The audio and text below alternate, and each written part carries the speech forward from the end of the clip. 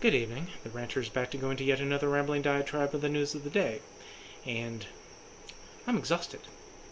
Not only with what we were dealing with in terms of our current events that I started this morning talking about, but this has been a long day, just came home from work. But I wanted to get into this, sort of a part two of what I started with this morning, concerning the FBI raid on Mar-a-Lago. And what I constantly kept hearing, especially from the right, all the ones that are they're so pearl-clutching about our threat to our democracy and just the overreach and just the illegal search and this and that and nonsense. Just wanted to cut through that web of shit, pretty much. Because there's actually a timeline involved in this. Now, this timeline was I saw on Twitter during the back and forths, and this goes back to October. And let's see here, it was compiled at thedailymail.com. In this article, a padlocked basement full of documents in Mar-a-Lago, the DOJ's counterintelligence chief, and boxes of classified files.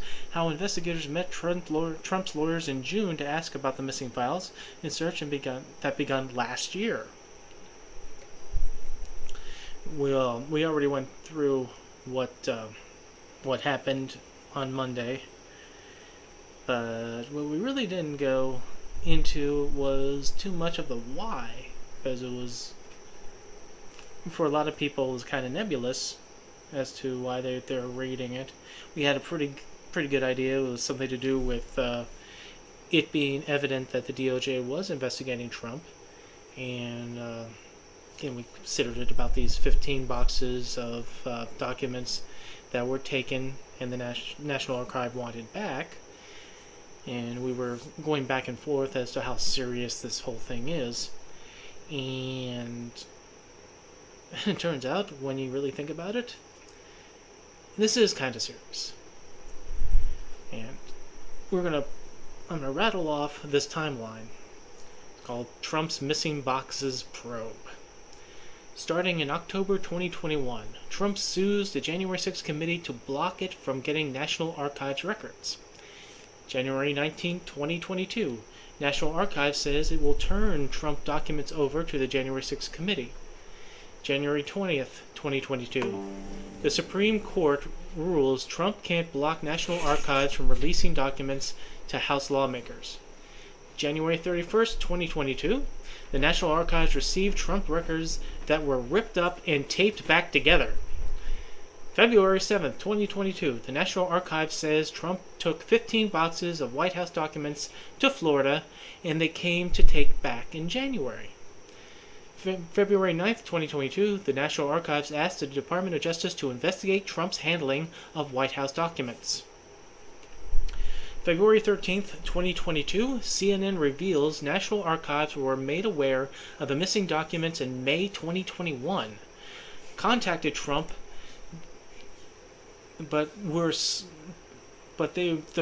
contacted Trump team, but they were slow-walked. February 18, 2022, the National Archives says classified documents were among the 15 boxes.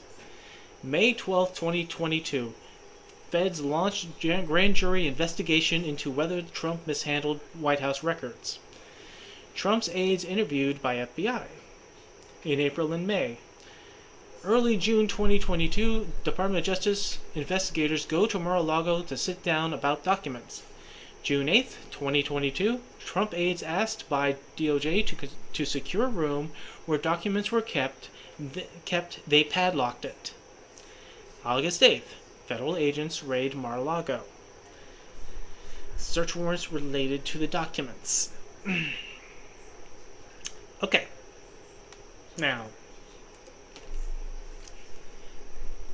this timeline tells us that this is not some left-wing, cabal conspiracy to go after Trump. This wasn't an illegal seizure, search, raid from the FBI. The FBI, on the behest of the Department of Justice, conducted this by the book. Every step of the way was all above board. The FBI let the Secret Service at Mar-a-Lago know that they were coming.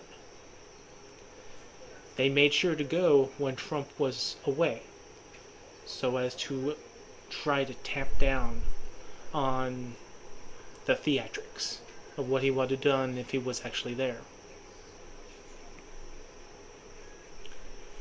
And again, Trump says that he is cooperating, complains about them breaking into his safe.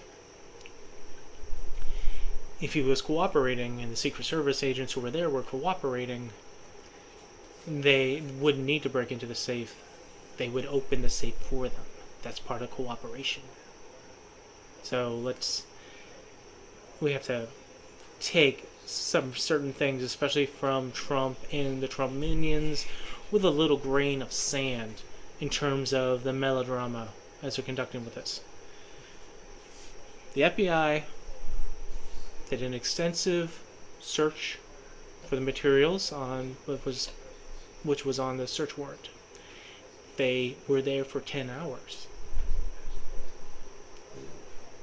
Now, again, we don't know what they were really looking for. Trump should know, because he had his part of the search warrant. And as I said this morning, again, if there was any untoward thing, or they were going for some things that was beyond the search warrant, he could show the search warrant. But he hasn't. So this is just a little reminder that this is not some vast left-wing conspiracy. That Trump did this to himself. And given how the nature of the timeline, I think there's specific reasons why he did it. And it's not just 15 boxes of documentation of his little notes and scribbles, that he wanted to keep from his time at the White House, that you're supposed to surrender up to the National Archives for posterity for your presidential legacy. No. Since he didn't want at the outset to allow the National Archives to give over documentation to the January 6th committee, and he was holding back this stuff since May of 2021. So this was actually going back towards last May last year, and it only gotten serious in October.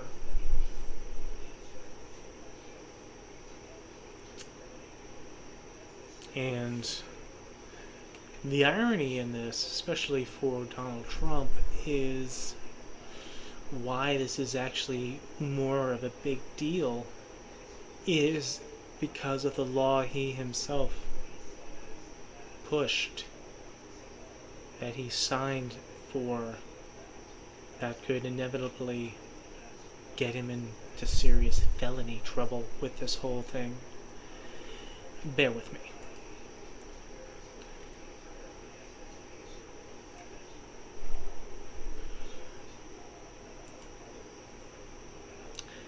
A little bit of a whoopsie from Donald Trump back when he was president. Question. So when did the Department of Justice start treating removal of classified documents like a felony anyway? Answer. When President Trump signed a 2018 law making it a felony.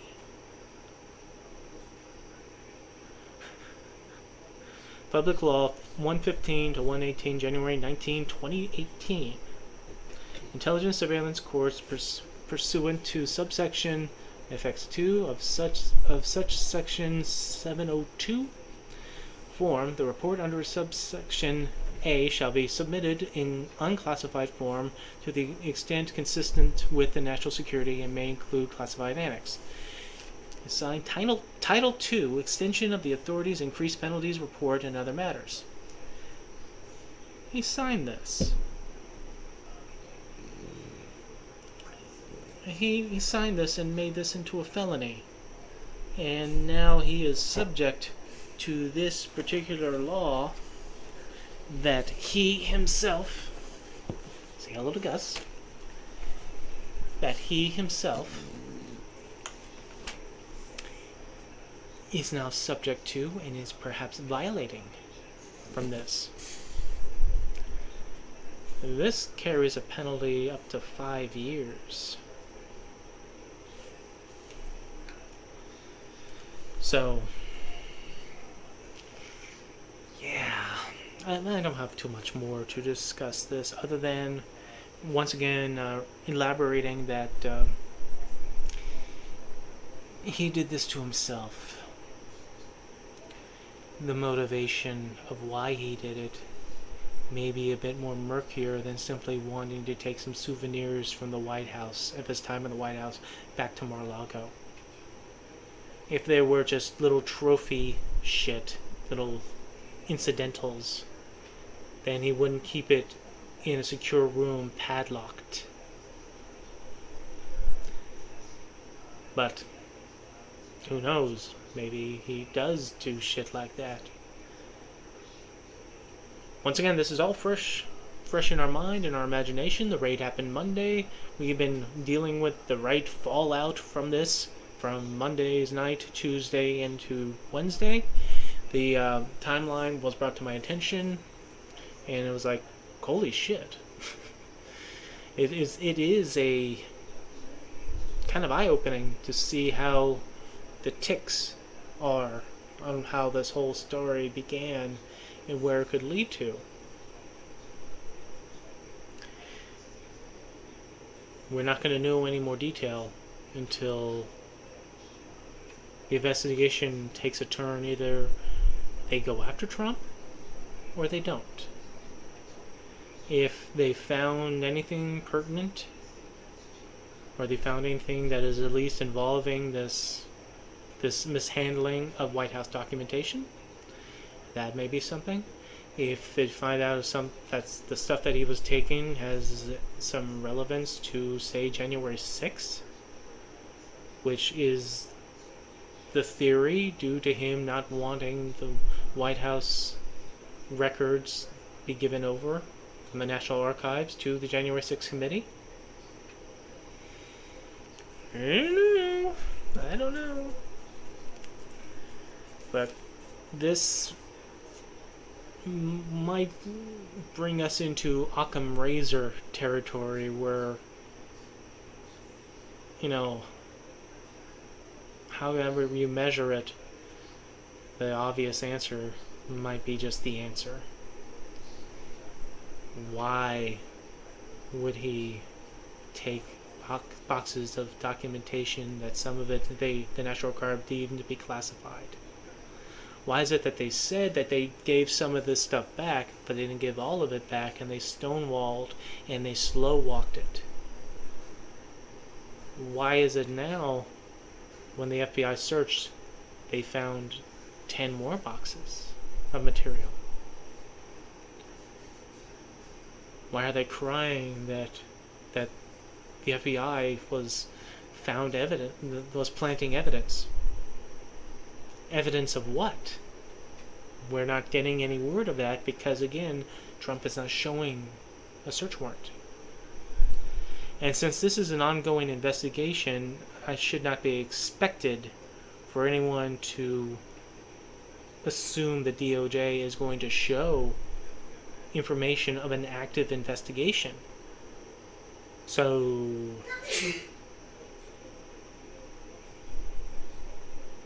all I can say is, God bless you, and we will simply go from there. As I said, this is brand new. This is fresh. We will hear more about this later on. as the investigation progresses. If there's anything that is coming towards this that is going to be dramatic, we're certainly going to figure that out. But for now, let's just hold up our umbrellas and try to weather ourselves from the shitstorm that's going to be coming from the right, from all the melodrama and the frailing and the pearl clutching and all the demonizing. And from those people who try to act responsibility on this, try to be the louder voice as to those who are talking about locked and loaded shit and threatening people over this, and demanding heads will roll figuratively and literally over this. And once again, I have to elaborate on some of these people who claim that if this happens to a former president, it could happen to you. It happens to regular people all the time. Be it the FBI, or the police, or the DOJ, overseeing it. People get investigated. And if there's something that warrants a grand jury to say, yeah, we'll authorize we'll authorize it affidavit and a search warrant, and they go raiding, that happens to regular people.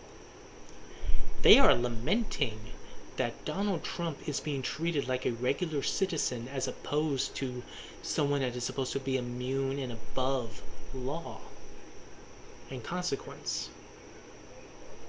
And no matter how many times you're going to bring up Hunter Biden or Hillary Clinton or this or that, let me humbly remind you something, especially about Hillary Clinton. Okay? Trump, in his 4 years, 2 of those years, he had the House, pretty good grasp of the Senate, he had DOJ, he had his hand-picked Attorney General. They could have politically gone after Hillary Clinton. I mean, he certainly talked about it. They could have investigated her. But he didn't. All he did was talk.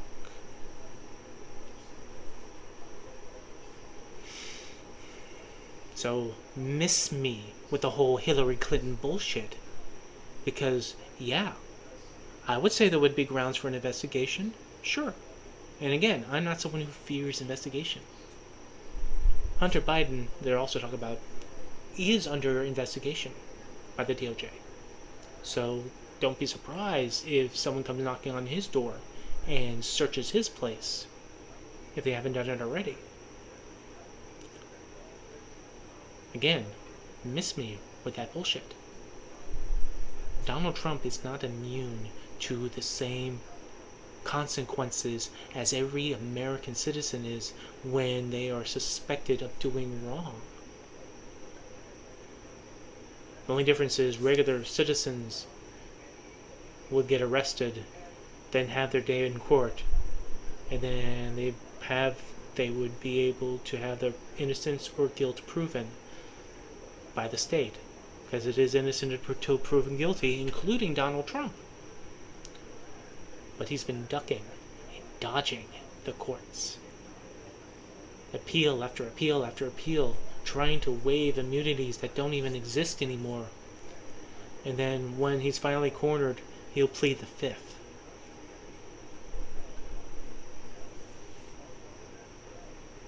Poor little Donald Trump. I'm going to hear about this on Twitter for days and days and days and days.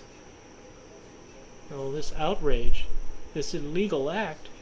The left's gone too far. This criminal cabal of Biden and the FBI. We better defund the FBI.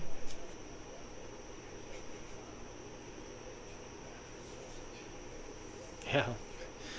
Oh, where was your tears when J. Edgar Hoover was Nixon's right-hand man?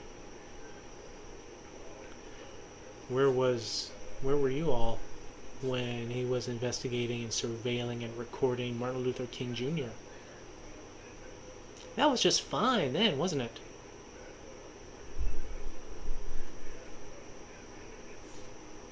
But whatever. I'm not going to do any further on this. As I said, I am exhausted. But this really had to be the cap for the day for me. So, this is as far as we know for now. Lord knows we're going to hear more about this later. For good and for real, good or for bad. And in terms of consequences, in terms of the political fallout of this and the consequences, yeah, this is still maybe rocket fuel for the right and will help them get to the midterms and pass it, and maybe push that even further from 2022 to 2024 when they're shopping for a new president, if and when they're able to find somebody to beat Biden if it's not Trump. But in terms of this timeline, in terms of whether it's doing the right thing or not doing the right thing, doing the wrong thing, or being fearful of going ahead and pulling the trigger because you don't want to, you're fearful of the political fallout, I say investigate. Let the chips fall where they may. Politics be damned. As far as I was concerned, the Republicans were more than likely going to be getting the midterms anyway. And certainly Biden is not filling me with any inspiration or captures the imagination that he's going to be able to withstand another 2 years as president without falling to whomever is going to be on the other side, be it Trump or DeSantis or whoever. So, if it's the right thing to do, regardless of politics, if it's justice, let justice be done. And that means Trump finally gets his day in court. Then let that be so. And guilt or innocence, remember, even as biased as I am on Trump, he is still innocent till proven guilty, and it'll be up to the state and the DOJ to prove. So to them, I say you better get your goddamn ducks in a row. Dot your I's and lowercase j's, cross your T's and your uppercase j's.